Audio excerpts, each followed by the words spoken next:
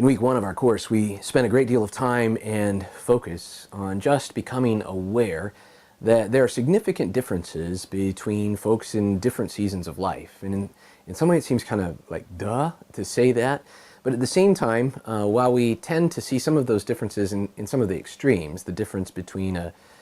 young child or a teenager and an 80-year-old person, sometimes seeing the nuances of differences in between folks along that spectrum is not always as obvious to us as we might think on the surface, or at least based on our experience. So I hope that that week was helpful in beginning to identify the fact that there are nuances there that we need to pay attention to, nuances in values and the ways we learn things, the ways we have our faith shaped. Now, in the second week of the course, we talked a little bit more kind of on the level of analysis. So moving beyond awareness to what are some of those differences? What do we see as differences in some of those generations along the spectrum? What kinds of differences do they have in the experiences that have shaped their lives, their perspective, that have shaped how they approach things, that things that they value, things that they treasure, things that they cherish, and things really that they don't care a whole awful lot about. And so we spent a lot of time last week on this issue of analysis, just trying to dissect and to understand some of what those differences are. This week we make a shift actually in our thinking now from analysis to beginning to think about how that shapes how we do ministry with folks in these different seasons of life, how in local church ministry, in whatever setting that one is serving, how one begins to shape ministry so that it meaningfully addresses some of those differences. I want to talk about kind of three different ways that we see that happening in churches, and invite you to think about critically what are some of the strengths and the weaknesses of that, and maybe kind of how the setting in which you're doing ministry is approaching these different opportunities. And one is simply to talk about it in terms of segmentation. And when we use that word, we're simply talking about churches that structure their programming so that different elements of their programming address different segments of the church congregation. So you may have programming that is broken out according to different worship services that are designed to appeal to or to meaningfully minister to give voice to meaningful worship to folks in different age groups or generations. Or it may be a Sunday school segmentation where classes are segmented according to age groups or generations or that kind of thing. And we kind of break that out in a couple of different ways. But in a segmented approach, in segmentation in a church programming, which we have to a degree at the church where I serve, we have multiple services, worship services that tend to attract different generations of people, or at least not so much by design, but that's kind of the way that it works. We have a service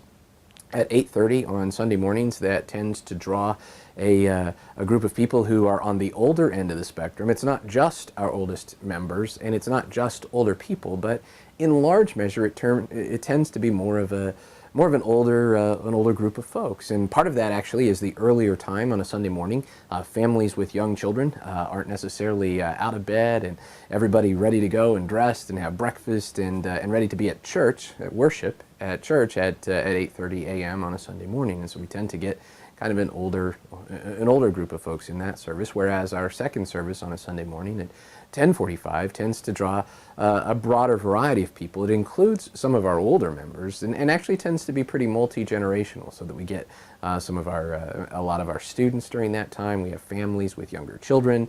during that time, and so our programming tends to be directed in that way. While we don't do dramatically different things in those two services, at least as we approach it now,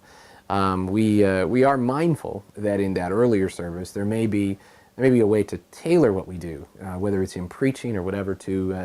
an older generation, to at least a couple of older generations who in a season of life may approach things a little bit differently. So that one of our speakers who was visiting on a Sunday morning, who directs a ministry directed at youth online, tailored some of his comments in his sermon on the Sunday morning that he was there to this idea of mentoring a younger generation and praying for that younger generation. And then some of his comments in a second service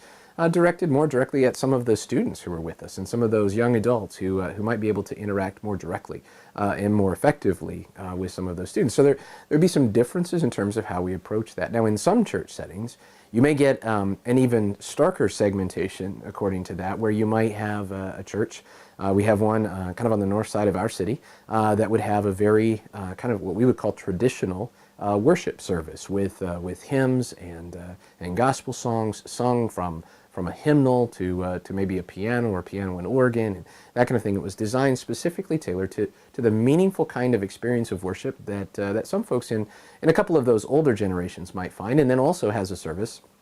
whereby they would call it kind of a more contemporary kind of service, though that word is a bit challenging for us. But a service that was shaped by music that is perhaps newer in nature, by a band format in terms of how the music is played and sung and meets in a gymnasium with chairs rather than pews and some of those kind of things. So some churches would approach that segmentation kind of even more intentionally by shaping a worship experience that was designed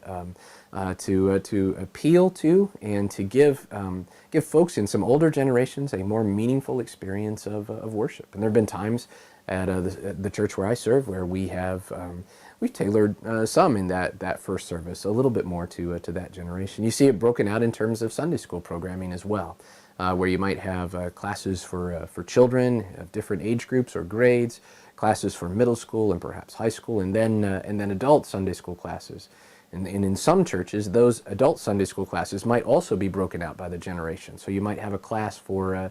younger adults in their 20s. You might have a class for kind of young families where parents are kind of in their 30s and children are quite young. You might have a class then for parents of students, middle school and high school students. You might have a class, I know there was a class at one church that I knew of that they were called the empty nesters. They were folks who were at this season of life where their children now had gone, and they view life differently, and they have different kinds of experiences and different challenges that they face and different things that excite them than say parents of really young children. And so and then beyond that empty nester, you got into a class that had a couple of the older generations in it, and kind of in a harshly segmented Sunday school programming, those kind of classes would continue to move up, and you might add a younger adult class as that one class begins to age a little bit or move into a different season of life. So some churches approach their programming to address the needs of the different generations by segmentation, and they would do that in a couple of ways. They would do that through venues of preference, like multiple service formats, where people might be kind of drawn to one particular service format over another, and I think we have to be real about the fact that things like music and elements in the service, how people dress in the service, all of those kind of cultural elements tend to shape a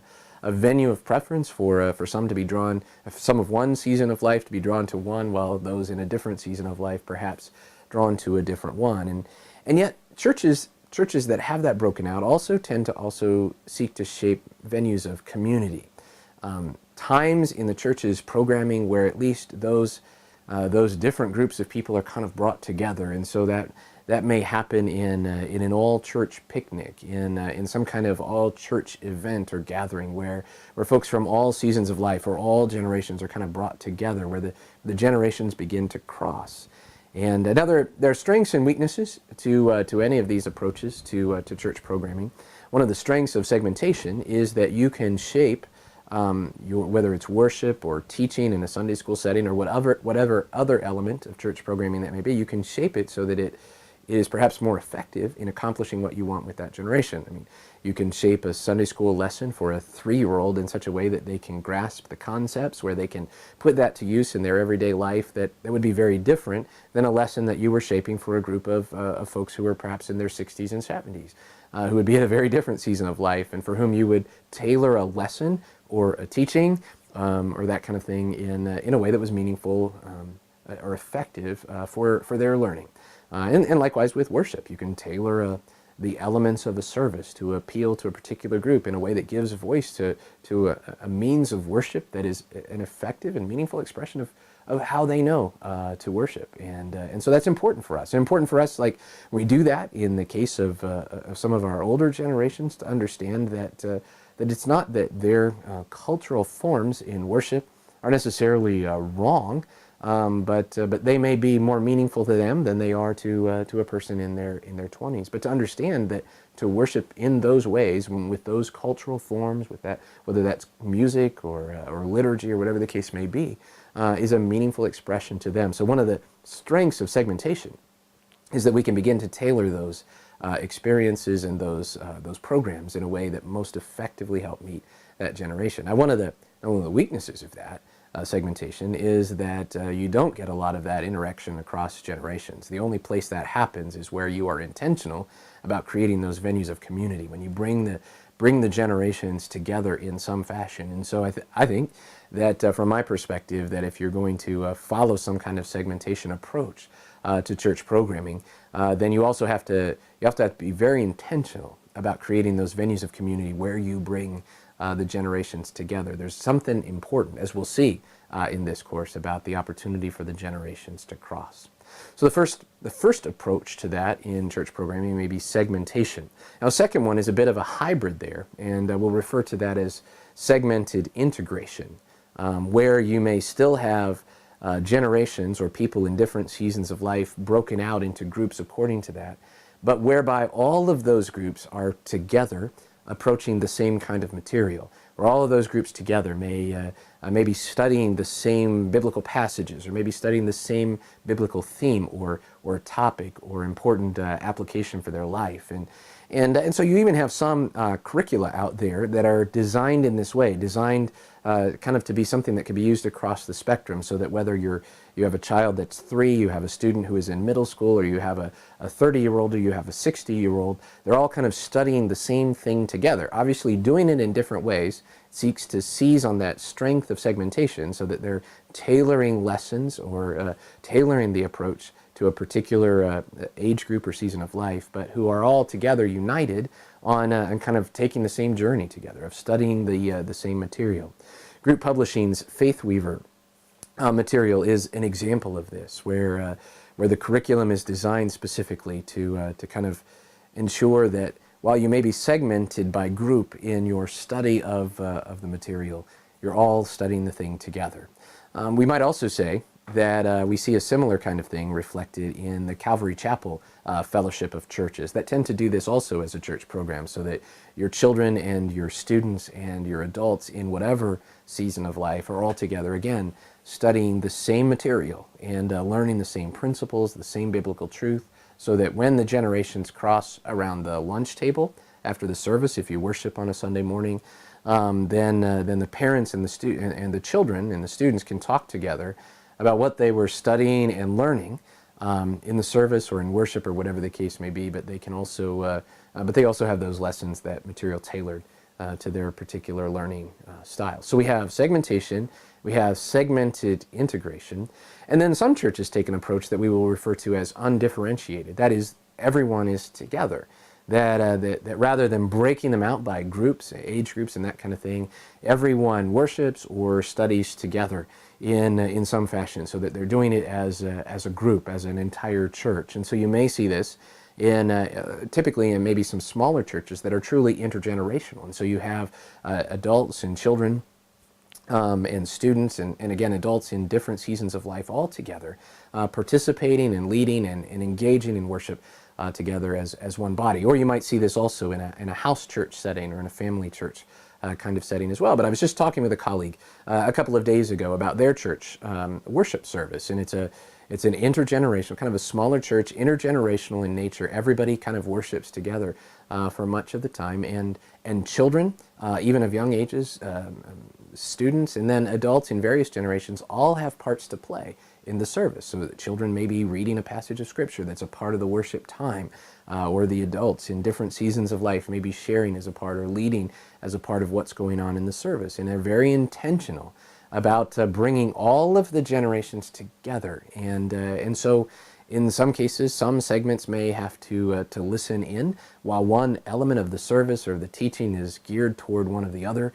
seasons of life or generations, and likewise, others perhaps give them the chance, so that there may be a time when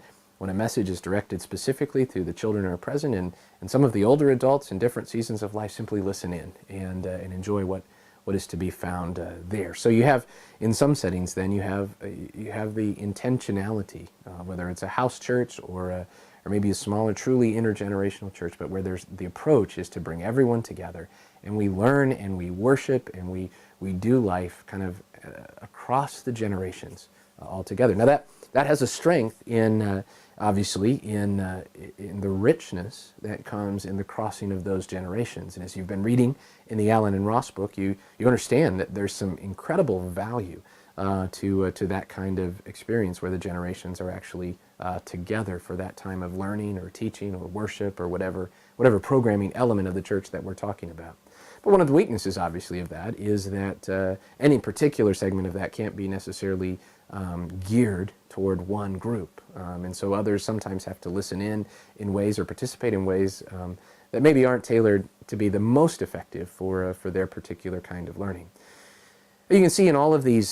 three of these approaches, whether we're talking about segmentation, segmented integration, or undifferentiated kinds of approaches to programming, there are strengths and there are weaknesses. I want to challenge you to think about the setting in which you minister, in which you serve, in which you participate in worship and in learning and in teaching and whatever pastoral care, whatever other elements of the church you may find there. But what are the ways that the church setting in which you serve tends to approach ministering to folks in different seasons of life? Keeping in mind that even among adults, you have different seasons of life, different places there with different values.